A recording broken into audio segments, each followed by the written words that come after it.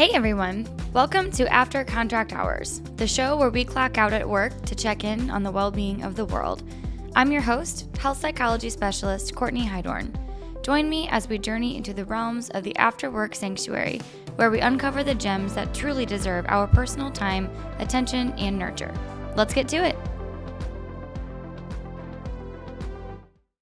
All right, my friend. So really, I'm just going to give you a very quick background. I sent you, documents that you can skim through on your own time. But so I am a middle school teacher. I teach 6th, 7th, and 8th grade health and PE, and then I teach 8th grade elective courses in fitness, like personal fitness. So long story short, what inspired me to start this little project a couple of days ago is I've just been really paying attention to my middle school kids and my 8th graders, 14-year-olds, in my fitness class. Not that I haven't in the past, but I've just been more present mentally lately. And I just noticed behavioral characteristics that are disturbing, really isn't the word, but just out of character, right? And being a health psychology expert in training, I'm getting my PhD in health psychology. My bachelor and master's degree are in health education, wellness, all that stuff. So I do tend to latch on to those characteristics. And so that coupled with people in my life, the men in my life, my dad, my husband, my brother, they've all opened up to me about vulnerability, and it's really shaped the way I've looked at society. And then again, connecting that to my kiddos. So as much as it is about girls and body image, I'm definitely going to be interviewing people who want to participate about women as well. I'm really passionate about the men in society and speaking on mental health and speaking on body image, because these teenagers are really struggling. And if we're honest, so are we as adults. Like, we don't have it right. We're not perfect with it, as I'm sure you understand fully. So I'm really excited to ask you some questions about your experiences with body image from when you were a teenager, your adolescent years, into adulthood, and how that's kind of transpired for the good, for the bad, just total authenticity with that. So yeah, I'm just creating content right now with the interviews that I can get to show my students this semester, just little clips of interviews that I'm doing to show them that I am proactively advocating for this and wanting to make a difference. And last thing I'll say before I get onto you is I created like a self-assessment on body image for my kiddos. And I think the percentages were I have 65% males in my classes for fitness, and I have 35% females. And of that population, out of all the data, numbers were looking like 57.2% were, admitting that they were more focused on the things they hate about their body. They hated the way their parents made them feel, all the expectations. They compared themselves to their peers, right? So that data was very telling, and I just did that 2 days ago. So this is just even more exciting for me and motivating to get people like you who are willing and able to participate. And we're going to get rock and roll, and I'm excited to hear your story. Yeah, no, I'm glad that we're talking about this, just because I know, we never talked about it. I never talked about it until I started speaking up. So it just was never spoken about in any of my classes. I didn't even know what body dysmorphia was till college.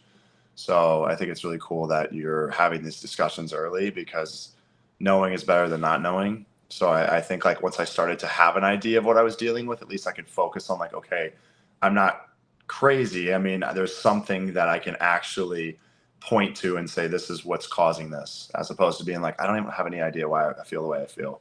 So it's awesome. Yeah, it's really cool that you're doing this. Well, thank you. It's really cool that you're part of it. So I really appreciate you. Yeah. So my friends, we're just gonna start with some basic introduction questions. Can you please just generally introduce yourself, like whatever you want to share about who you are, what makes Clayton Clayton? Yeah. So what makes me me? I would just say a wellness advocate. I really just think that envelops all that I do. I train clients online, fitness and nutrition. Mindset, though, has become a main focal point, because I realized that if you don't have the right mindset, you're not going to want to get up and go do a workout. You're not going to want to get up and cook a healthy meal. And so wellness really just encapsulating all three of those different sectors, and they all play on each other. All three impact one another. I've gotten big into nutrition. I'm going down a tangent already. Wellness advocate. We'll just start there. I also work in residential real estate. I speak on mental health as well. I just got back. I was in Missouri at the Ozarks yesterday speaking at a conference. So yeah, those are kind of the things that light my fire. Where were you speaking at in the Ozarks? I was at Margaritaville. It was the Real Voices, Real Choices conference. So I spoke in front of, I think, like 400 people. It was a really great conversation. We'll touch on this, I'm sure, but I've really gotten to this place of self-confidence and self-love that I've never had before. And it's crazy. In the last 4 months, I've developed this new sense of confidence. And from the last time I spoke until now, or yesterday, I was so much more calm. I was able to speak from the heart. I didn't feel like I had to like memorize everything. I was like, I just feel confident enough to go and share my story. And it was really, really cool. Like the power of confidence and what's gotten me there, all these different things. And I do want to touch on that as well when we talk about body dysmorphia, because I've tried everything to fix the problem. Or I say the problem, I want to give myself grace. I tried everything that I could do to make it better for me, more manageable. And what I came across was pretty surprising. But I am a wellness advocate, real estate agent, mental health speaker. Beautiful, beautiful, beautiful. So, and you actually are from Missouri. So tell us a little bit about that, your upbringing, your college, school, all that stuff. Yeah, so I grew up in Eureka, Missouri, so where Six Flags is, and I actually worked there.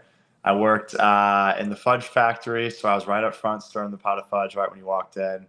And then I ended up getting, I don't know if it was a promotion, it depends what you think a promotion is, but I ended up going to the water park, and I was the one that handed out the rental, like the tubes. And so I worked there, and now I have an appreciation for it. I mean, it was funny that Six Flags was in Eureka, my hometown, but grew up there. And yeah, I mean, spent 28 years of my life, like 26 years of my life in Missouri, and then just now moved out to Arizona. But was raised in a household where there's a lot of competition. Me and my two younger brothers, one's 2, one's 4 years younger than me. We were always competing, always playing outside. And it was just, a household of boys. So you can imagine like all the mayhem that was involved. But it was great. I mean, it was really competitive, but it was also challenging because I was going through my mental health struggle started in 7th grade.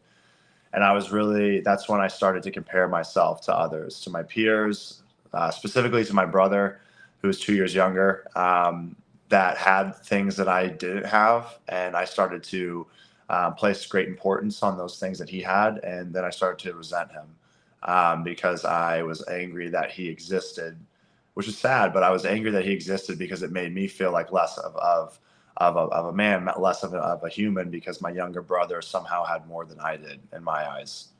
So yeah, it was a struggle for me. And then I started trying to one up him and be better, whatever better meant. So I just started chasing after, how can I be better than him? How can I be better than my classmates, teammates, friends? How can I just be better? Mm-hmm.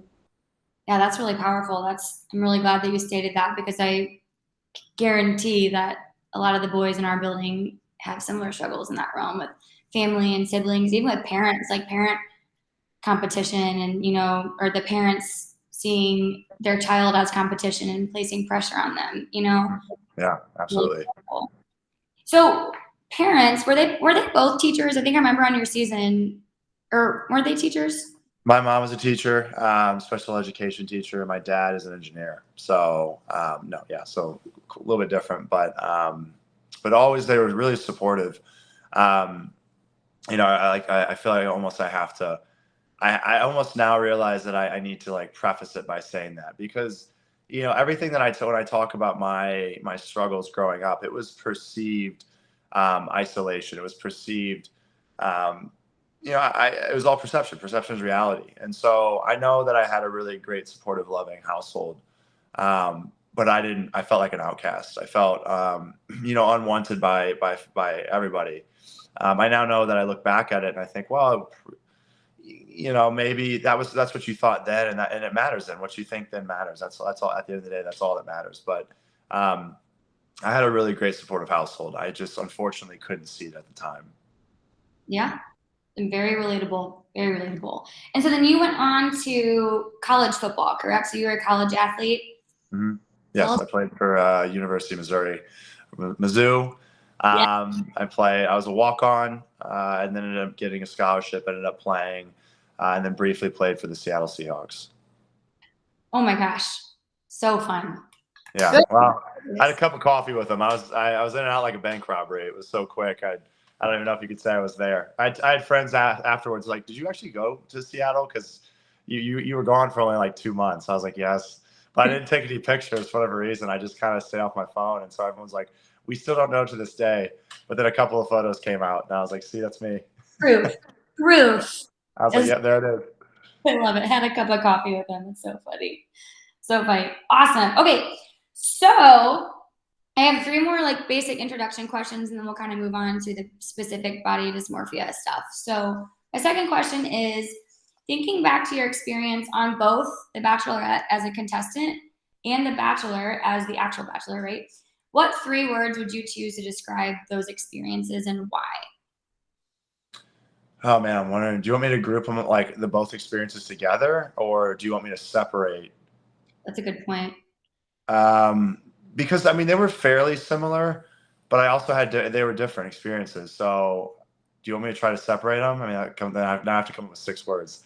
That's a lot for my brain. I think you're on to something, my friend. Yeah, let's separate them. Go ahead and Okay. do one. Yeah. If I could describe Bachelorette first, I would say 3 words. I'm just gonna go. You know what I found is you got to go with what first comes up because that's the most authentic thing. So, fear. That was the first thing that popped up in my head. Do you want me to explain why for each of these, or just do you? Okay. Fear because I was going on reality TV and I had no idea what I was getting myself into. So when I stepped out of the limo and there was 10 cameras like all around me, the lights were blinding. I was legitimately when I was walking up to the Bachelorette, I was like, I was in my head. I'm like, am I swaying my arms too much? Like, am I taking too big of strides? Am I breathing too heavily? Like, I started paying attention to things I would have never paid attention to normally because I was just so paranoid that I didn't want to look stupid on television. So I was fearful. Um, so that's one. Two, naive. I did not know anything about what I was getting into, and yeah, and so then every day was a shock to me, really every moment. And then um, the third one for a word, I would probably say like, well, it was a thrill. It was a thrill. I remember when I came off the show, like I was so enthusiastic. It was everything I never thought it would be, but in the best possible way. And so I remember just coming off the show with this energy about me, and I thought, man, I'm really going to tackle the next chapter of my life. I really felt like I was closing the page or the closing the book, and I was going to write a new one. I'm like, this is like the start of my new chapter of my next book. So the thrill, yeah, I would say like that. That'd be the third word I'd use. And then for the Bachelor, um, I gotta say there's going to be some crossover. So fear again, this time because I now was the guy. I was the Bachelor, and it was all the focus was on me, and I wanted to represent again because I'm a people pleaser. I was majority of my life. I wanted to represent myself well, but also my state, my friends, my family, like everyone that ever interacted with me. I wanted to uphold a standard of what I believed they thought I was, and up until that point in my life, I thought I conducted myself in a really professional manner. So I had a lot of fear as far as like, can I live up to these expectations? But not just like the expectations of my family and friends and those that know me, but like the expectations of the producers, the expectations of the fans, the expectations of just like all the everybody. And it freaked me out and it was overwhelming. So I guess that would be maybe the second word I would use is overwhelming.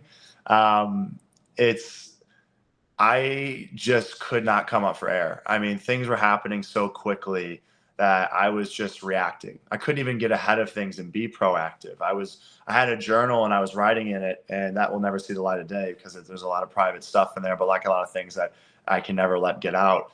But it was, the thing that I value so much now. I have it locked away somewhere, but I was writing and scribbling, and I couldn't even go back and read it until afterwards. That's how quickly things were happening. I was just like in between film sessions and at nighttime, I would jot stuff down. And, I could go back and read, but then more than likely I had to think about what's going to happen next, what happened today. But then I'm like, what happened two days ago? I still haven't even addressed in my head what happened 2 days ago. So overwhelmed is another word. And then I'll say number three, the word that popped up is catalyst. That show was the catalyst for the new me. Well, I didn't know it at the time, but it was the beginning of my personal growth and of my journey towards self-healing and self-love. And if it wasn't for the show, and really truthfully for the terrible ending that I was a part of, if I would have had a happy ending walking out of there, and riding off in the sunset on a horse with my girlfriend or fiance, I would have never went down this path to this self growth and this journey that I've been on, and then I wouldn't have been able to like speak openly about it and impact others. So that the Bachelor was a catalyst towards this growth and this beautiful journey that I've been on, that I feel has inspired not only me, but it's helped so many others as well. So that'd be the third word. Those were phenomenal words that you used. Love it. And the fact that you were able just to think of those. I'm so bad at those questions. Like when my teaching interviews, like, what 3 words would you use to describe yourself? And I'm like, funny. Well, I'm with you on that. And this is something relatively new to me, but I was having a conversation with somebody one day, and we were talking, it was a podcast. And we were talking about how with dating and relationships, like when you text somebody that you like, but you like before you hit send, like if you're just texting a friend, you just type it out and send it out. You don't even think about it. But when you're texting somebody you like, you don't hit send right away often. You sit there and you're like, I don't know if that will like land. I don't think she's gonna think that's funny. I don't think, she might think I'm weird for saying that. So then we delete, we write something else. Nope, delete, write something else. Nope. And then we send like the 5th thing. And then we realized that 5th thing wasn't even the most authentic thing. The most authentic version of ourselves was the very first text that we were texting. And I always found that like I would type things out and I would lose these connections with individuals. And then I was like, but she didn't respond to you, but it's because like you said something that you would have never have said in person. So why are you saying it over text? And I realized I was overthinking it all. I was like, you need to just like go with what comes out of your head first. And if it's weird to them, then guess what? They were never meant to be. I had a really great, powerful thing said to me from a stranger who's now a friend. But I met him 2 days later. I just moved in this apartment complex. He's like, hey, we should hang out sometime. I was like, absolutely, man. Gave him my number. He was like, he texted me. He's like, hey, let's go sit up on the rooftop and just chat. And we sat up there, and I told him I was an overthinker, and he said, listen, he's like, you can never say the wrong thing or you can never say the right thing sorry. Oh, I gotta get this right. I'm going to butcher this right now, of course. You can never say the wrong thing to the right person, but you can never say the right thing to the wrong person. And I thought that was so powerful because it was so true. I said, I started thinking about it. If you say something and somebody perceives it incorrectly, but they're the right person for you, they're going to say, yeah, hey, what did you mean by that? Like, what that didn't, like they're going to ask for clarification. But if you say something to the wrong person, it's just always going to be wrong. So they're just going to like, they're eventually it's just going to fall off. They're going to end up leaving or stepping out of your life, or there's going to be a disconnect. But I thought it was really cool because it made me like, I was like, I do think I'll overthink a lot. But if I just basically be me, I'll push away people that aren't meant for me, but I'll bring people closer to me that are just as weird as I am, just as inquisitive or whatever. But in order for those people to be drawn close to me, I have to say what's in my head, like what's on my mind, not what I think they want to hear. Mm-hmm. Oh, that's huge. And again, even for adults, like adults need to hear this because so many adults, I think you and I are close in age. I'm 31. In those category. Yeah. But I mean, even my parents have shared with me experiences because they're divorced and, they've mingled and dabbled, back in the dating pool. And they've mentioned like, oh my gosh, the same stuff. So it's so true. Like the adults, like we understand that, but like in imagining how these students feel like in this weird, crazy, like impressionable time of their life, like Yeah. second guessing everything that comes out of their mouth, every facial expression they make. And that's how my fitness class is. Like today I was introducing them to CrossFit for the first time. And oh God, it was just so powerful. We had I had a little lesson spiel about body image, like very short and sweet.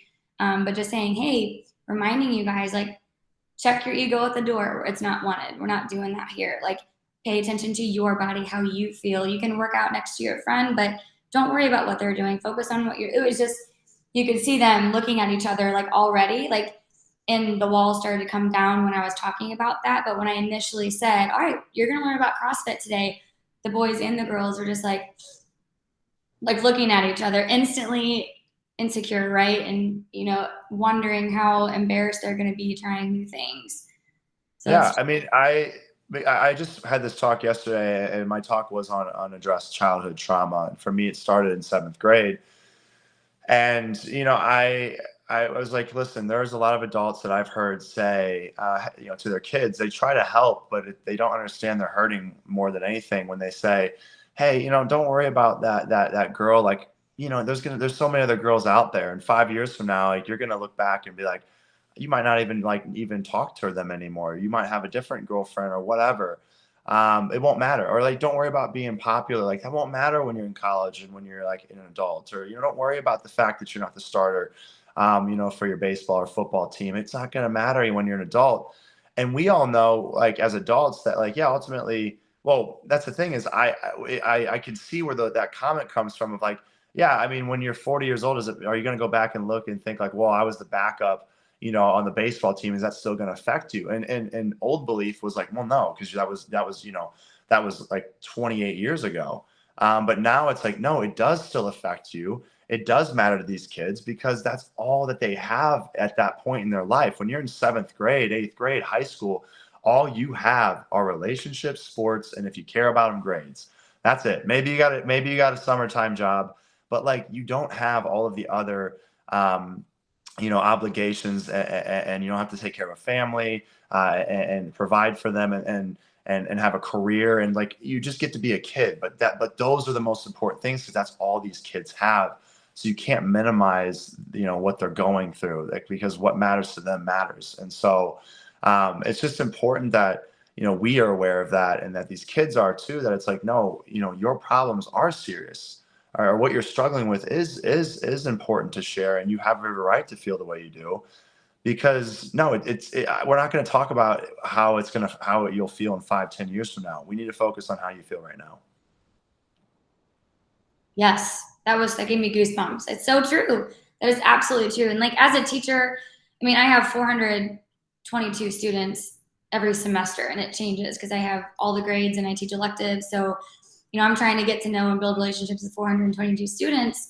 And there have been absolutely times where a kid will come up and vent, but like it's the wrong time. Like I'm trying to get everything corralled, and I'll be like, oh, honey, well, you're good. Like, don't even worry. Like I've absolutely said that and underplayed it before, but that is so true because then there are a lot of moments where I do catch myself and I'm like, pump the brakes, take them under your wing, or like tell them you're going to talk about it later. Like their feelings matter because it's so true. And I'm so glad that you said that because a lot of adults, including again myself, needing that reminder as a teacher, even, but parents need that reminder. Exactly everything you're saying, like childhood trauma forming so early because of just these little things that we think are no big deal as adults.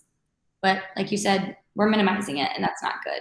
Yeah, and I want to just say, like, people that say, well, it doesn't matter, if you were a backup in middle school on the football team or high school, it doesn't matter. It's not going to affect you when you're 30 years old. And that's completely false because that happened to me. I can speak, from experience because I was on JV as a junior in high school. I was on the JV football team, and I was the starting wide receiver. That would have been fine if it wasn't for my brother, who was a freshman, who was the starting, free safety, and on varsity. So he was starting on varsity before I was, and it made me feel like I wasn't good enough. And I also was friend zoned by all the girls. I was called Big Brother, and so none of them wanted to date me.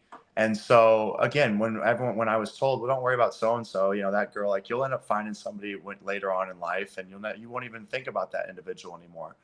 But what the problem was is that in that moment I didn't feel good enough because I was like, I'm being friend zoned. I'm big brother. No one wants to date me.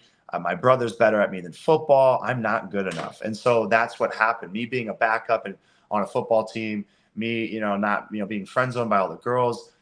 I didn't feel good enough. And then not feeling good enough led to me becoming a people pleaser because I was like, well, now I want to be good enough. So I need to impress everybody around me. So I need to like go get all of this external validation. Well, how am I going to do that? Well, I need to like acquire all these skills. And so what I did was I built up this image of what I thought people would be proud of and impressed by. And so that's why I ended up going to the highest level of football. I mean, it worked out in a way that I used my weaknesses and I was like trying to make my weaknesses strengths. So I thought if I just take every weakness of mine and turn them into a strength, then I'll eventually have so many strengths and no weaknesses. And then finally I'll be good enough. And so I worked in the gym. I worked out religiously. I was eating everything to get bigger and stronger and faster. And I made it to the college football. I made it to the NFL. I then went on The Bachelor, and I was like, okay, now everyone wants to date me. Like, I'm the most sought after man in America. And I thought, okay, I've acquired all of this. And then I sat there at the end of it all, and I was like, it's enough, right? I've done enough. I finally, impressed everybody, right? And I was like, no, it's not enough. I still feel like I'm not good enough. And that's when I was like, how can I feel like I'm not good enough when I've accomplished all of this? Mm. And there's people that haven't done any of these things. And not that these things are like so much, so great or important, but there are people that that went to the NFL. There are people that haven't went on national, reality television. And yet they're happy and they're confident. They have all this self-love and validation. How can they have it and I can't? And that's when it hit me. I was like, it's internal validation. You keep seeking external validation and it'll never fill that void. Like you need to finally choose to feel good enough and you just need to be able to wake up and say, I am good enough. There's nothing else that's going to get you to that point. At least from what I found. I mean, external validation certainly can help you get through tough times, but it was that internal validation that I needed to start reflecting within and start picking apart where are these insecurities and where are they where are they manifesting from. And then I need to start addressing each of these things. I need to start understanding the root of the cause of why I feel the way I do. And then once I started doing that, I realized, okay, I'm still harboring trauma from 7th grade, 8th grade. I need to start addressing that. As I started addressing it, I started to uncover why I feel the way I do today. And then having, again, we talked about it earlier, knowing is better than not knowing. The second I had a reason for why I felt the way I did, I was like, now I can address it. Now I can work on it and get better at it. And that was just a breath of fresh air because when you don't know why you feel the way that you do, that's one of the scariest places you can be because you're like, if I don't know why I feel the way I do, then what can I do about it? I don't know what to do. And so you feel helpless. And I felt like that many times where I'm like, I don't even know what to do anymore. And that's when I went into these dark places mentally where I was like, I can't fix what I am. I'm broken. I'm a mess. I'm unwanted and there's nothing I can do about it. And that's when I started to have those really dark thoughts. And so, when you give somebody though a light and you say, hey, like, look that way, like that's the light, like that's the direction you need to head. That's what's going to help you to, come to this point of realization, of understanding. Just having like something to hold on to gives you hope. But that required a ton of self-education, self-reflection. So, that dealt with me diving deep into my mental health and saying, okay, no longer am I going for external validation. I need to seek internal validation, which means I need to go within me to start finding the answers. You're bringing tears to my eyes, truly, because this is exactly the organic content that, again, these kids need to hear, and all of us, the world needs to hear this. And it makes me emotional because, in a good way, because I'm a woman in society, and luckily I was raised with a mom and dad that helped me to learn to be open and be safe, telling them things and going to them about anything. I'm very blessed with that. And as a female, not only being raised, but also in a culture, in a society that embraces women talking about their emotions, and it's okay for us to do it. You're not going to be judged. You're safe with us. And like just knowing, like I'm writing things down, by the way, like things that you're saying that are really standing out to me. Like knowing is better than not knowing. And what you just said about it's one of the darkest places to be when you don't understand your feelings. You can't make sense of what's going on in your head and what's hurting. And that's what made me emotional for the population in the world, no matter what age you are. I've never felt that before in my life. I don't know what that's like. And to hear a man right in front of me virtually saying this, and yes, you were, on The Bachelorette, on The Bachelor, that's a great thing for you and a wonderful thing, but you're so much more than reality TV. You are a brother, you are a son, you are an educated student, you were an athlete, you're an amazing friend, you're all of these things, but you are a male in all of those roles, and how differently society has made you feel and got you to this place of, I didn't know how I was feeling, and that was the scariest place I've ever been. Yeah. That's what makes me emotional. Like, I don't know what that's like, and that breaks my freaking heart. Yeah. Well, you got to think about it. If you were never taught it, then you don't have the words to even explain to yourself, like, how am I feeling? I mean, there's these, we know like what sad feels like, we know what being mad feels like, right? But like, what about, I mean, just like sorrow? What about, what about, yeah, like, what about, like what I just said earlier, like, what about not feeling good enough? Like, what does that feel like, right? Like when we feel angry, our heart starts beating quick. We start to get really like, tense. We kind of know that psychological response. When we're sad, we cry, tears come down. It's like really like we get a pit in our stomach. But those are the things that like maybe we as men were taught, and at least growing up, men and women. But like, what about just like feeling unwanted? It's like, what does that feel like? And I don't think we ever really had those conversations. So when all of a sudden you're feeling unwanted, but you don't have, like, no one's ever told you what that feels like, you just feel off. You're like, I don't feel mad, I'm not sad, so what am I? And then like what I did was I was like, well, if I'm not mad and sad, I don't know what I am. So I'm just a mess. Like and I'm embarrassed by it, because I don't even know how to explain it. I don't know how to talk to people about it, but I can't talk to people about it because I'm supposed to be that tough guy. I'm playing football. I gotta like put rub dirt in it and just like keep going. I'm not meant to like. There was no image of men being vulnerable growing up. Every movie I watched, the guys were, they were tough. They were these really strong, big guys, superheroes or football players, and they were doing all these heroic acts. I can't remember a single movie where a man was vulnerable and was crying, but it was shown as a sign of strength. It just wasn't. Like, there was just movies where like guys would make fun of them. Oh, you're soft. If the kid was getting emotional. So there was no examples growing up of men that were vulnerable and crying, but were seen as strong, and were encouraged to do so. It just wasn't even prevalent. So when you don't see it, but you're feeling something that you don't know how to describe, you start to think, well, I'm just different, and I have a problem that can't be fixed, because again, I don't even know like what's wrong with me. So how am I supposed to fix something I don't know that I'm unaware of? But it's just like, we never had any examples given to us. We weren't educated. We weren't given the vocabulary. We weren't the descriptions to say, hey, if you feel unwanted, like what is that going to feel like? Well, here's the signs. You may like feel that you're never good enough. So when you're in social environments, you're always trying to impress people. You're a one-upper. Those individuals that are always trying to, someone tells a story and like, well, I got a story and that same thing happened to me.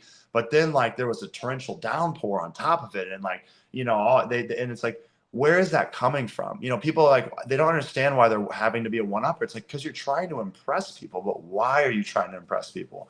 Right? It's like, well, because I never felt good enough. I felt unwanted. So when you start to connect these pieces together, you build this trail, this paper trail, and then you can go back in reverse where you can start to dissect it, and then you get to the root cause. But like, when you don't have like the right words and the experiences, it's like, how do you bridge that gap? It's like, you can't. You have to start slowly putting the pieces together to work backwards towards finding a solution. But it's just hard, especially when no one's talking about it. Yes, exactly. And I think even like, screw these interview questions. Like, this is just the most amazing flow of conversation. Like, truly it is, because this is, I mean, it's a body image project, but it's more than that, what I'm presenting to kids. And realistically, I'm presenting this to society down the road, like whenever I can, when my life slows down and I get my school done and all that stuff. But like what you are talking about is everything that society needs to hear. And I've been, just to share briefly, like how impactful you are going to be in other men and women that I interview. You know, I had this vision last week of just interviewing people, right? And I messaged you on Instagram, and by the grace of God, you saw it and reached back out. I could get emotional about that. Also, moving on, I had a small vision. I'm going to interview a couple teachers in my building, a couple coaches, talk about, you know, mental health for boys and girls, talk about body image, share your experience. Well, when I first put it out there in the school district, I only had a few people respond, which I guess I just had optimism behind it, thinking that a lot of people would see it and be like, yes. But then that was also really, that spoke volumes to me, because I'm like, people don't want to talk about it. They're uncomfortable, right? And or they just don't want to be doing it, which I totally get too. It's a lot of, like, it's time, right? But Right, yeah. that spoke volumes to me. And then I was driving home after I sent that email out to just the schools, my middle school and my high school. And I'm like, who the heck else can I recruit to like be interviewed? You know, my husband is going to do it from a male's perspective, and, you know, just people locally. But it just, that, I guess, what's the word? Upset in a sense, like not getting as many people as I thought, encouraged me to think on my drive home from work, like, I'm just going to reach out to people that inspire me. Like, no matter who you are, where you all are, all over the world. And if someone bites, like, fantastic, we're going to roll with it. And so I messaged you, and then Claire Thomas, who's like my biggest, you know, health and wellness person. Yeah, she's great. It's funny, like when you mention her name, I follow her. I met her in person once at an event. She was so kind to everybody that she walked up to, or that walked up to her, and gave them the time of day. I thought it was funny because at the end of the conversation, she was like, "Have we met before?" And I was like, "No, no, I don't think we have." And she's like, "You look really familiar." I was like, "Oh," I was like, "Well, no, we've never met before." And I didn't say anything. And she's like, "Well, okay, well, it was really nice talking to you." But she's great. I mean, she does so much good, and really does give, you know, all as much time as she can. And I'm not surprised that she responded. And there's a lot of us that really want to use our platforms and want to get the word out there, and get frustrated when we're like, hey, you know, we put a big beacon up, we're like, I want to help, and then nobody comes, and you're like, what is like, I'm not even asking for money here, I'm not asking for any, I'm literally just saying I'll speak my, you know, my voice, and then nobody comes around, and you're just like, what is the problem here? And it's like, a lot of people don't want to do it because it requires effort.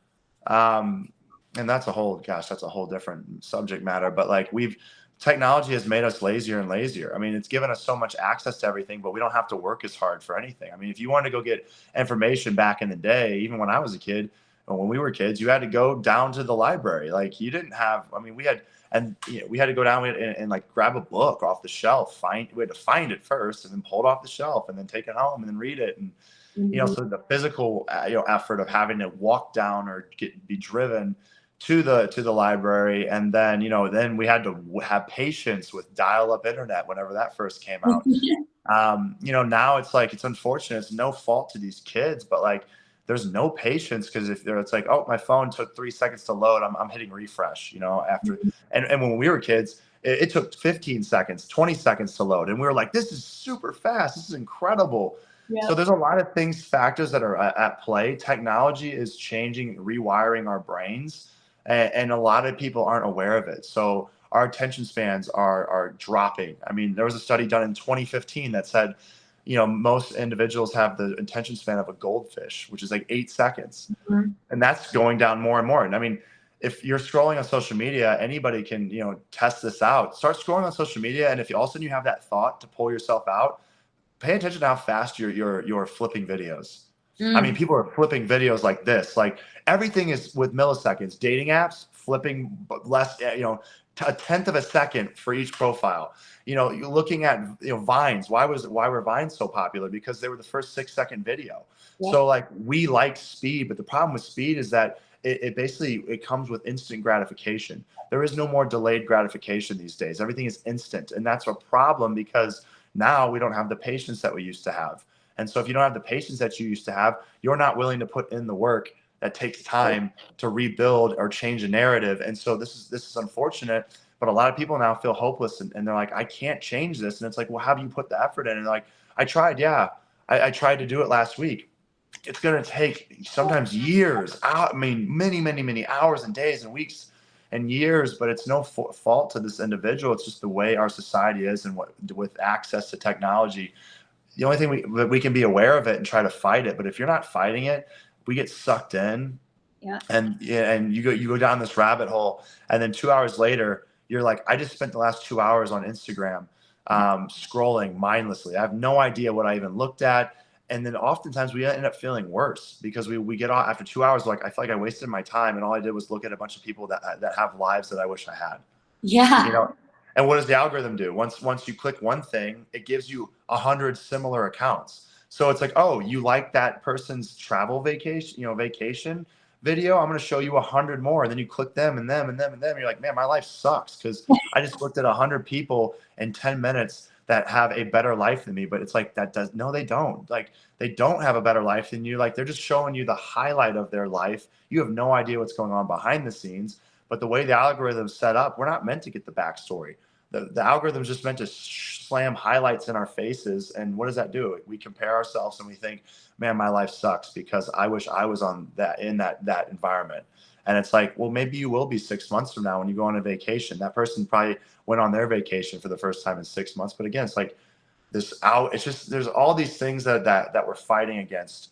But if you're not aware of what's going on around you, then you're just going to get sucked in deeper and deeper until it's too late. Absolutely. And that's the other thing, like, as a health education content teacher, and I teach at Lindenwood University and Missouri Baptist University too.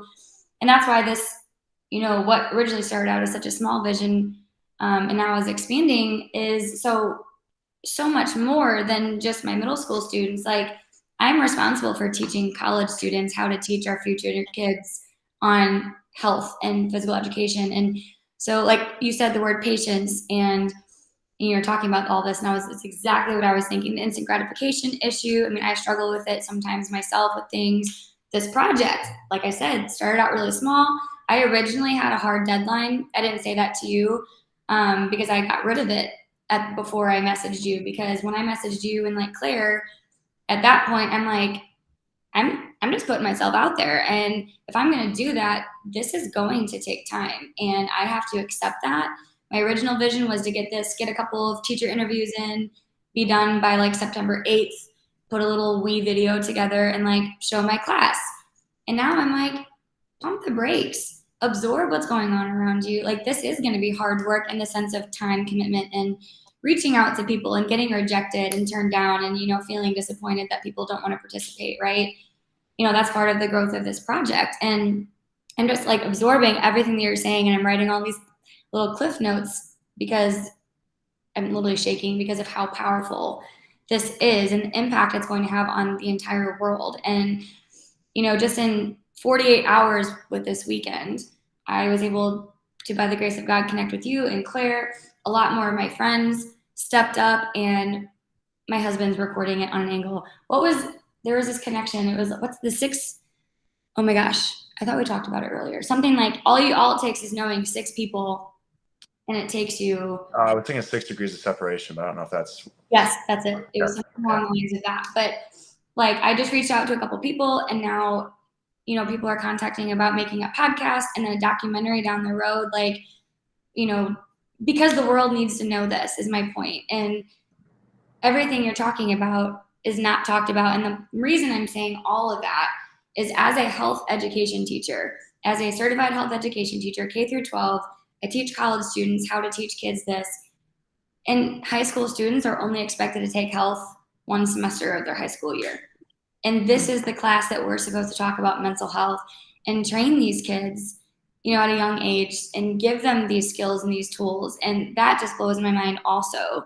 So this is also kind of like, as I'm hearing you talk, another thing that just popped in my mind for the impact of this project down the road is just advocating for more opportunities to get this out in schools. And they need more health. They need more mental health classes. They just, yeah, I really believe that we just need to have more conversations because the pandemic that we're fighting against is a decline in mental health has led to a rise and suicides. It's led to a rise in depression, anxiety. I mean, all of these things are on the rise. And of course, like the extreme is suicide, right? Like that's like the last step of somebody going down this really nasty spiral. But a lot of times, what the studies have shown is it's this feeling of isolation. It's not having anyone to turn to or having any solutions to their problems that makes them feel, helpless. So again, like we having these conversations fights back, and it really goes against the two things: feeling hopeless and feeling alone. And by just talking, it makes somebody feel less alone. It gives them hope. And especially if someone that's speaking is someone they can relate to, they go, oh wow, because a lot of us can mask it. I talk about how, on even when I was on the show, I put a smile on and everyone said, oh, he looks so happy. But I was just putting on a smile because I didn't want people to know how I really felt, because I wanted to come across as this strong willed man. I wanted to come across as this guy that had it all figured out. Again, I was like the Bachelor. So I wanted everyone to think like this guy's got it all. That's why they made him the Bachelor. And so I didn't want people to know I was struggling. And so I hid that. But somebody also, again, I just regurgitate all these things that I hear, and then I just, like, that's what I love about it. Everyone's like, oh, it's such a great, great comment. I'm like, well, I just took that from somebody else somewhere along the way. But, there was someone recently that said, um, check on your happy friends as much as you check on your sad friends, because your happy friends may not be actually happy. They may be hurting. And so we shouldn't just try to check on our friends when they're sad and crying. We should still check in maybe once a week. Hey, how you doing? How was your weekend? How are you feeling today? Because that one conversation may, get them to open up, and it may be the conversation that they needed to have, because if they didn't have it, I mean, there are countless examples of individuals that said, I just listened to the guy. I just watched this video today. He jumped off the Golden Gate Bridge and he survived. But he jumped off and fractured like multiple vertebrae. But he lived, and he said on his way he took a bus to the Golden Gate Bridge, and he was standing on I guess at the ledge, and some woman came up to him, and she just said, "Hey, I think he said he was standing over the ledge, like, and she just walked up. She says, "Hey, can you take my picture?" So he said, he felt like he was unseen in that moment. Like he's like, I'm here crying, bawling my eyes out, and this woman comes out to me and says, can you take my picture? As if like she just has zero, like doesn't get care. Like, and he said, nobody. I felt like nobody cared in that moment. But what if she would have said, hey, what's wrong? Talk to me. Have you heard the story of Kevin Briggs? No. So Kevin Briggs was also really, he was he's a retired highway patrol officer that patrolled the Golden Gate Bridge, and he saved over 200 people, because he showed up to the scene of these individuals standing over the ledge, and the people that ended up stepping back over and giving life another chance, they said that it was his willingness to listen that made them feel seen and heard, and that's ultimately what made them want to give life a second chance. So that was a complete stranger that just had a conversation with them and saved their life. And if you think about it, if a stranger can save your life by just listening, what can we do with our friends and family, right? If we just listen, like a stranger can save a life. We don't have to save lives, but could we change lives if we just listened to our, or just, asked, hey, how are you doing? Like, I just want to have a little mental health check-in. How are you doing today? Like, how are things going? I do that with my friends all the time now. We always say, hi, like, hey, how's your week going? How are you feeling?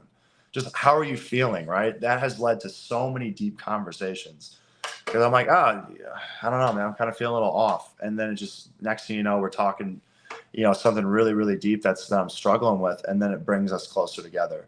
Again, like you bring those closer to you that are meant for you. And then to those that you say things to that push them away, well, they were never meant for you. So it's like, but it's hard as at a young age, kids think, well, I don't want to isolate and push kids away. But it's like mental health is hard because the brain's still developing at that age. So these kids don't even have, I mean, no, it's like, it is what it is, but most of them don't have emotional maturity. because Yeah. their brains aren't at that point yet. They just haven't fully developed.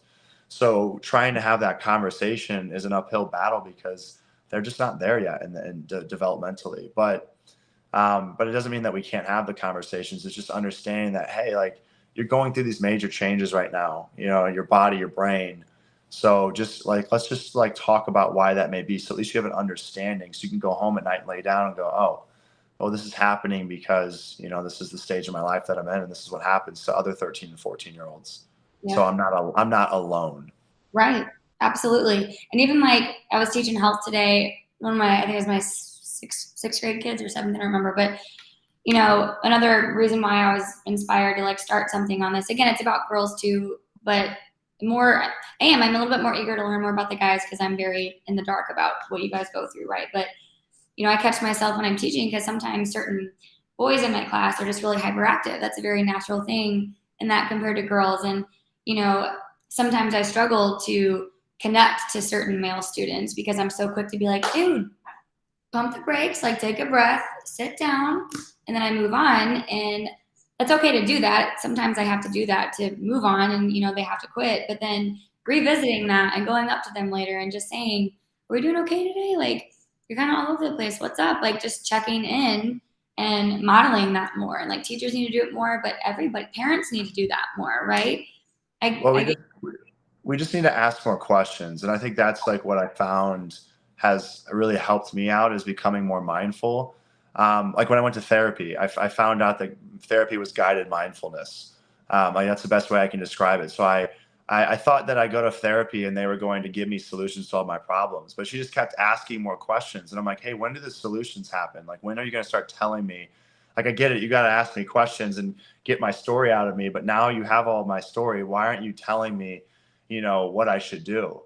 And she just said, because I'm not going to tell you what you're going to do. I'm going to ask you the questions until you figure out what you should do. And I was like, wow, that is incredible, because that's what mindfulness is. And we're all different. But if we need to spend more time asking ourselves questions, because only we understand ourselves. I mean, we understand ourselves more than anybody else. But maybe we don't understand ourselves because we never ask ourselves questions. Like, because we were told growing up, like, don't talk to yourself. That's weird. So, you know, you don't have to sit here and go, well, why do I feel this way? Like, say that out loud, but you can lay in your bed at night like I do. Or if I'm just all of a sudden struggling, I'm on my, you know, working on my computer, my laptop at home, I'll close my laptop. I'm like, man, I'm feeling overwhelmed right now. Why am I feeling overwhelmed right now? What's going on? And I will have this conversation in my head until I figure it out. But this is like, as kids, we did a great job of this. We always asked why. It's like, why? You know, when you're like 2, 3 years old. And then I think it's unfortunate, but all of a sudden, you know, parents would get upset. Quit asking why. It's because I said so. And so, like, we all of a sudden were basically taught to not ask questions, or like quit asking why. Like, we were inquisitive, and then all of a sudden it became like, stop asking, like, because I said so. And it's, you know, and it's unfortunate, because we should never stop asking those questions, because like that internal dialogue is how you come to a place of realization and understanding. Like, you have to ask yourself the questions, and really, why is a good start. I mean, why is like a great starting point. If you're like, I don't know why I feel the way that I do. Why am I sad right now? Well, you got to take, you know, why am I sad? Did something happen recently, right? Like, you have to have these leading questions. You know, did something happen recently? Has something changed? You know, recently that I wasn't here before. You know, have I felt this way in the last week alone, or has it been the last few months? Like, understanding the frequency of it. I mean, then you start to build a narrative of like, oh, now that I think about it, I've been feeling bad for the last 3 weeks. It's been the last 3 weeks. Well, what happened 3 weeks ago? Well, did poorly on a math test, and then, you know, I was grounded for whatever, right? And so it was this pile up of you know, of disappointment or whatever it may be. It's like, oh, you know, now my parents are upset with me. They said they're disappointed. I never actually got over that, but that happened 3 months ago or whatever, right? So like, but just being able to backtrack. But oftentimes we just react. We go, oh, I don't feel good. And then we just try to deal with like, I don't feel good. So what do? We go stress eat, or we go turn on a show, a Netflix show, or we turn on video games. And all we're doing is distracting ourselves. We're not actually finding a solution. We're just pushing off that problem, thinking, I'll just push it away and it'll go away. But when you suppress things, they don't go away. They just build up, right? Right. Like that's why I tell people like you got to address things. You can't suppress. You have to address the issues. But you do that by like getting ahead of them. Because what happens is like things keep piling up. They keep piling up, and then you have this. All of us have different levels of how much stress we can subject ourselves to before we hit a boiling point. Yep. And like there's no magic number. Like when you have 5 stressors, that's when you become overwhelmed. Some people it takes 10 different incidences. Some people it takes 100. The stress tolerance is different across the board. But the point is like typically when people become overwhelmed, it's not because of just one thing. It's because of a culmination. Yeah. So I found that for me, in order to better manage my stress, I had to get ahead of things and basically take one stressor and look at it and go, how can I let this go right now? Can I address this and overcome it? Yes, I figure out what the problem is and I'm able to let it go. And now all of a sudden I have one less stressor in my life and it kind of helps me like drop down that level. So now my stress levels drop down. I don't feel overwhelmed and I feel like I can actually tackle the rest. But that's where it's like you have to be proactive and get ahead of these things. But how do you do that? Well, you have to start having these conversations with others and with yourself. And if you don't know how to start, that's when you have to, like, that's why conversations, that's why education, like you and telling your students, like, here are some good guiding questions, right? Yes. Like that's important because like some people just need a starting point. They wouldn't even think to ask, when did this, start? And it's like, oh, I guess this started 2 weeks ago. Well, what happened 2 weeks ago? And a lot of times when you ask these questions, these kids, they come up with the answers. Like, well, 2 weeks ago, I broke my leg, and it's like, well, there you go. Like, that's what it is. Right? I mean, that's kind of a draft. That's pretty obvious. But like, there's other examples where it's just like people they stumble upon it and they go, oh my gosh, I didn't even think about that. It's like, right, because you just didn't even stop to have the conversation with yourself. Yeah. No, I have goosebumps all over. And Clayton, I'm telling you, like, I didn't even look at this more than like the first two questions. That was the most amazing thing. And I just want to respect your time, and my little thing went off, but I just want to say, like, I'm getting goosebumps over and over again because of not only just the heart and the compassion that you have and like who you are as a human being, right? You're not just a football player, you're not just a reality star, like you're a human, just like all of us. And everything that you just shared, this needs to happen more, like what we are doing, listening, hearing more, like the conversations. And yes, body image is like a huge topic. And I do want to touch on that at some point, but like the big umbrella is that mental health and having the conversation. And the bigger goal that I'm having is, and it's developing, is like getting men at a round table and having these conversations Yeah. and and doing that together, and me learning and helping to spread awareness with it. Because everything you just said is just like the power that would have if just a group of men sat down and I asked questions and let them talk and just learn. Well, let me say this. Like, let me tie it all in because everything that I said does tie into body dysmorphia, and I don't mind. I can go over time here because I definitely want to address the main thing that you want to discuss. I mean, I have a call at 6:30, so technically I can shower after the calls. Um, so everything that I said prior all were realizations that helped me get to a place of self-love. And of all the things that I've done in my life, it was when I finally got to this place where I had this self-confidence and genuine love. And I woke up and I was like, I feel good enough. I'm proud of myself for what I have done in my life, for who I am. That is when I started to realize that I wasn't fixating on my body as much anymore. I was less critical of my body. It's fascinating because my body has fluctuated all over the place. I've been up in the 25% body fat range, which isn't like super high. I mean, there are people but I've been up to 25%, and I definitely didn't like the way that my body looked and felt. And then I got down to as low as like 9%, and even at 9%, I looked in the mirror and I still thought I was fat.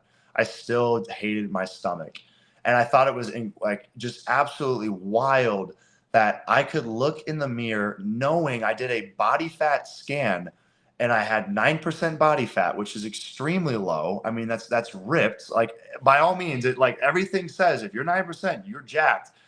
it did not matter. I looked in the mirror and I was like, you have a fat stomach. And I would sit there and I go, how can I say I'm fat, dude, when you're 9%? Like, it doesn't make any sense. And but that's when I realized, was like, it was never, body dysmorphia was never going to be managed by me getting into the best shape of my life. It didn't happen that way. It wasn't going to be by me like accomplishing some super, some feat of strength. I was super strong at some point, didn't feel like any better about my body. I still hated the way it looked. And what happened was, is when I got to this place of self-love, my body is not 9% anymore. I'm maybe 10 or 11%. I'm not bad, but as you get older, it's kind of harder to maintain a low body fat, right? But like, I'm actually not technically as in good of shape as I used to be, but I had body dysmorphia at 9%. And I'd say that I don't know if I've overcome it, but I do not. I look in the mirror now and I'm like, I look good, man. Like, I feel good right now, but I'm not as lean. I have more fat on my body, but yet I actually am managing body dysmorphia better than I ever have. And that's when I realized, I was like, wow, I had to get to a place of self-love. It wasn't about getting to a certain weight. It wasn't getting to a certain body fat percentage. It wasn't getting to a certain strength. It wasn't getting a certain amount of muscle on my body, or even getting it to look a certain way. I had to focus on the mentality of, I need to love myself for who I am and all that I am. And the second I did that, I woke up and I was grateful for my face, my body, my feet, my arms, my abilities. And like, I was just like, man, I got a lot of great things to be grateful for. And all of a sudden, that sensitive part with body dysmorphia, often individuals fixate on one body part. I would fixate on my stomach. And I all of a sudden I started looking at my stomach and I was like, man, I look good. Like, I got abs. But I had more like big abs before, even better. It was just weird how all of a sudden I started seeing myself in a different light. Mm. But it all came from me coming to a place of just learning to love myself. And so how did I get there? It's like, well, I had conversations with the right people. I started to dive deep and I started realizing, why don't I feel like I'm good enough? Because there's a correlation between bullying and body dysmorphia. That's when I started having body dysmorphia. I was bullied in 7th grade. I remember, I'll never forget, like, people think these instances are insignificant. I was at a friend's house and it was like 8th grade, and these girls come over and they're like, you got to take off your shirts and flex, right? Like, 'cause that's what 8th graders do. And so we take off our shirts and we flex, and all the girls are oohing and on. And then they get to me and they're like, Clayton, flex. And I was like, I am. And then everyone laughed. And then like everyone just like went about the rest of their time there. And I never forgot that moment, because I was so embarrassed. And then I would not swim at pool parties. I would keep my shirt on as much as I could. I didn't want to swim with the shirt on, because then I was like, this is a dead indicator that I'm not confident in my body, and I didn't want to be a target. So I just sat out and like, don't you want to swim? I was like, nah, I'd rather just sit down. And it was a good enough excuse where no one questioned me. But the reality was, I definitely wanted to get in the pool. I wanted to swim. I wanted to play like like the water basketball or whatever, like the pool basketball. But I didn't, because I was like, I hate my body, and I can't jump in the pool because that means I have to take my shirt off, and I'm embarrassed by it. But I realized like my body dysmorphia started when I started not feeling good enough for others. And so it wasn't the fact that I hated my body. It's that I didn't feel I was good enough. And that meant that I had to improve upon everything. And that included the way I looked. And so, yeah, it's just, I guess I wanted to stress that point, because a lot of people think like my body dysmorphia will go away when I get to a certain body fat percentage. It won't. Like, I'm living proof it will not. It's like, it's going to come down to, you have to find a way to love yourself for who you are. And you're like, well, that's Clayton, that's way easier said than done. Where do I start? It's like, well, you just have to have a starting point. You just have to try to get, and it doesn't happen overnight. I mean, this journey, I literally went on this mental health journey for the last 2 years of my life. And I just about 3 months ago got to a place where I was like, I think I'm almost fully healed from like all my past trauma. But that took me a year and 9 months, so almost 2 years of daily reflection, listening to a podcast a day. I was listening to Jay Shetty's On Purpose. I love that podcast. But I would listen to one of his podcasts every day. So that's an hour right there. I would spend about 20 to 30 minutes of reflection time where I would just reflect upon how I felt and ask myself why. But I would spend probably about an hour to an hour and a half consistently every day for almost 2 years. And that's what it takes. Like, that's what it takes. And for some people, they get there in a year. Some people, it's going to take them 5. But the point is I started seeing progression in my mental state after like just a couple of months. And then I became obsessed with it. I was like, oh my gosh, this is exciting. I love psychology. Like, now I want to I want to go deeper. Like, and now that I've dove into my mind, I'm starting to dive into other people's minds. I'm like, I want to know why you think the way you think. Yes. And then when you do that, you realize like you start to find more commonalities, and you start to actually build these tighter bonds, because when you start to figure out why other people feel the way they do, you're like, oh, I felt that way too. So we have way more in common than what we see at face value. Yeah. And that's where like, but people are very shocked. They would be like, we have so many commonalities that we have no idea, like, because half the time we don't talk about them. We just look at outward appearance. We go, my skin color is different than theirs. My hairstyle is different than theirs.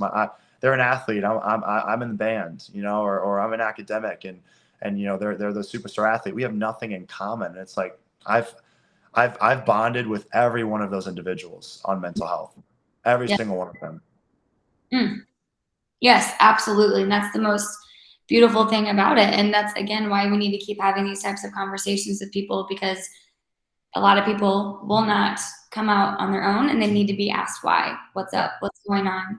And that's like the stuff, everything that you're saying is that, I mean, that should be it isn't a book, like you wrote a book, but I mean, like, that should be like the book, that should be the. Yeah, wasn't in my last book, because my last book was, it's kind of funny. I mean, I started telling people my book is kind of elementary, and it was a defense mechanism of my ego, because I stopped writing the book back in January. And I've had so much growth since January that it's been so monumental that I almost feel like my book, it was just, very basic. And then I started to like catch myself being like, well, just so you know, I wrote that book, finished it back in January. A lot has changed since. And so you might read it and think like, oh, this is all common sense. My ego was trying to defend like, oh, I wish I was still writing in the book, because then I would get the more profound things that I've learned since. But, I also realized, I was like, no, like, you wrote that book. And for some people, if you put the more profound stuff in it right now, you would lose them. Like, you wrote the basics, and that's good, because like some people just need the basics. Like they're like, where do I start? And that's what my book really is. I mean, for people that go, okay, Clayton, maybe you show them this message and they go, so I got to go, find self-love. Well, that sounds like, I don't even know where to start. That's where I'm like, that's where my book comes in. I'm like, I wrote the book because I wanted to, how do you go from a place of self-doubt to self-belief? And it's 180 degrees is the name of the book. It's like, how do you change that? Well, you have to start working in these different areas. And I broke them up into 6 principles, 30 degrees at a time. And it starts, the first principle is communication, which here you and I are doing, right? So how do I start changing my, the way that I view myself? We'll start having these conversations. Okay, well, after the conversations, what do I do? Okay, then start educating yourself. That's the second pillar. Okay, well, then like after that, what do I do? Well, then you got to prepare to like build upon these things. So, and then okay, so I got to prepare to like, to face, to face the battles that I'm going to, the insecurities. Okay, then what? Okay, then you have determination. You got to stick with it, right? Delayed gratification. Like you got to be determined to like stick with this over time. Okay, all right. After I'm determined to educate myself and have these conversations. Then what? All right, then it's congregation, right? Like then you got to find your support system. You can't build a support system tomorrow, but you can have conversations tomorrow. You can have conversations today, but you can't build a congregation today. Like either you have it or you don't yet. But that's why I put it towards the end of the book. Like the first principles you can do right away, and they build upon each other. Then you find your support system of individuals that like to converse and educate themselves, and you build that congregation. And then you're like, okay, after I do that, then what happens? And then the last pillar is realizations. It's like realizations. That's when you start having these epiphanies, when you're like, oh, that's why I feel the way I do. You come to these conclusions and you find the solutions to the answers that you have always been searching for, but you didn't know where to find them at. But like, that's how you get there. And that's where, like, when kids say, I hear you, I got to find self-love. Where do I start? And it's like communication. Just start talking about it. And that's what we're all trying to do, right? That's what you and me are doing. It's like we just need to start talking, because then you naturally start to take these steps. But they don't happen overnight, and they build upon each other, and they take time. So is that your is that the 180-degree book? Yeah. What that is? That Yeah. is fire. Like I want to like use that in my class as like an assignment and like build upon that like a Yeah, project. I would say if you haven't, get a copy and read it. I always tell people this, because I used to. It's interesting. I started like really pushing my book out to people. Well, actually, when I was in, I am still in real estate, but I'd be at open houses, and I would feel, I'll have a conversation with people, and I would feel inclined to give them a book. So I always carry a copy of my book with me. Mm. And I'm like, hey, I want to give you this book. Well, I was giving the book to these Christians that I was having these conversations, and I'm Christian, and the book has a Christian ending. I mean, the book is not based in faith at all, but like I mean, at least I don't really address my Christianity until the end, and very brief. But I said, hey, we had this really powerful Christian conversation or about faith, and I said, hey, like you should, I want to give you this book, just because the conversation we had, I think you'll like it. And these were hardcore Christians. I say hardcore, like they were like, they're like, they believe that they just had very strong beliefs. Mm-hmm. And the book had a little bit of profanity because of what kids called me, names. They called me certain names, and then I also talked about being in love with multiple people. They didn't agree with all these things, right? So they came back to me and they're like, hey, your book, I actually disagree with so much of it, because I said that, the book, I said, you can take a lot of this into your own hands, and you can make these changes. You have the power within you. But then this individual was like, no, the power comes from God. And so they were actually like, it was interesting because they were actually like turned away by the book. And so that's when it hit me. So now I tell people, like, just read the book first. Make sure that you feel it's worthwhile to, like, that you're like, hey, I don't have to believe in everything, but like, just before you just hand it out to them. I think it's a great book. I'm very proud of it. But I also am like, listen, this is my story. I wrote this book for me. It was really therapeutic, but I wrote it for others too. But like, I don't really know what it is. I mean, it's helped people, but like, and I think it could help kids. And that's why, I mean, I hope it does. I mean, I do hand it out when I speak. But I would just tell you, I mean, obviously, like, just tell, maybe just read the book before you start handing it out. I know you will, but I just say that because some people, I found, I'm like, oh, like they took that way differently, because everybody has their own perceptions. They see things through their own lens. So how Yeah, I wrote it, and they may read it differently. absolutely. No, I think that's fantastic feedback on that. I appreciate the heads up on it. I think just like even your common or your general format, how you have the 6 principles, like those teachable moments, like that can be developed into a project or a curriculum and like a mental Oh, for health sure. thing. Yeah, You you know, could take that and run with it. I mean, it's not like I copy wrote any of those words. I mean, I wrote those words to give people ideas. So yeah, if right. you even took those as a basis and ran and built upon it, I mean, we all steal from others. I took all those bits and pieces from people and just formed it into my own little journey. Yeah, but that's amazing that you did that. And this was so freaking fulfilling. That was such, I loved listening to you. That was so great. And I really hope you enjoyed and felt comfortable with Yeah, this. no, I did. I did. I felt really good. I hope we got to, the meat or the most of like what you wanted to speak about. I know that we ditched the questions, and that's typically a good sign of an authentic conversation. But I also, like I told you, I'm long-winded. I still am working myself on giving myself grace, because I feel I talk sometimes too much. I do. I talk a lot, and I'm very aware of it. But I sometimes wish I was more concise, and so. I hope that, at the end of the day, though, I guess, that's going to be the challenge for you, is to clip it up.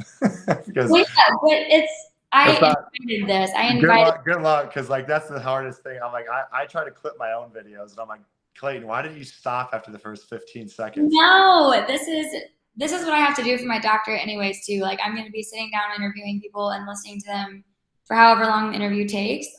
This is beautiful. This was more than it exceeded my expectations in every way. And before like you go take a shower and continue your day, I just wanted to say if you would be comfortable, like again, this is going to be a long time development process. Like, are you comfortable with down the road, like if I reach out and maybe we connect again and just kind of touch base, it might be a new mental health topic Yeah. contributing. And then if you even if anybody in like your friend group or anybody in your family that you male figure wise that you think would be comfortable having a conversation like this and contributing in any way, like just shoot me a text and let me know who. If anybody else that you think would be impactful. Well, thank you so much. I appreciate your time. And yeah, I definitely, you have my number. So if something comes up down the road, like just shoot me a text. I always like talking about this stuff. So it's always something that I'll make time for. You are an angel. Yeah. And then just, again, you can text me and let me know, people, like if you have conversations in the near future, I might check in, like touch base with you in like a month, like a month or two, just to see. Okay. Revisit it and we can continue this professional development collaboration. Yeah, no, this is awesome. I really appreciate what you're doing. I think it's cool that like you're getting in front of kids, because I never had this, and I wish we would have had it in our school. So what you're doing is incredible, and I think it's going to impact so many kids. And like even if it just impacts one, it's worthwhile, right? Like that's all. If we save one person's life, then it was always worth it. So, but I think what you're doing is going to touch way more than just one. So it's really cool, and I just commend you for it. And I'm excited to watch it develop, and yeah, I'm here to help push it along however I can. Thank you so much, Clayton. I hope you have a great rest of your night, and we'll be in touch soon, okay? All right, sounds good. Talk to you later, Courtney. Bye. As we wrap up another insightful episode of the After Contract Hours podcast, it's time to leave you with some powerful tools and messages that will help to level up your life beyond the workplace. Clayton's influential wisdom is primarily to thank for today's closing points that I have for you. So here they are. Number 1, knowing is better than not knowing. Talk to someone you trust. All it takes is one person you feel safe being vulnerable with to help turn things around for the better, one step at a time. Number 2, check on your happy friends just as much as you check on your sad friends. Many of them may just be faking their way through the day and are in survival mode. You could be the person to help save a life simply by acknowledging their existence. And number 3, spend intentional time with yourself, learning about yourself. Just as Clayton said today, if you do not know or understand why you're feeling a certain way, it can put you in one of the darkest, scariest, and loneliest places one could be. Learn to be comfortable with being a student to yourself and give yourself grace as you continue to learn.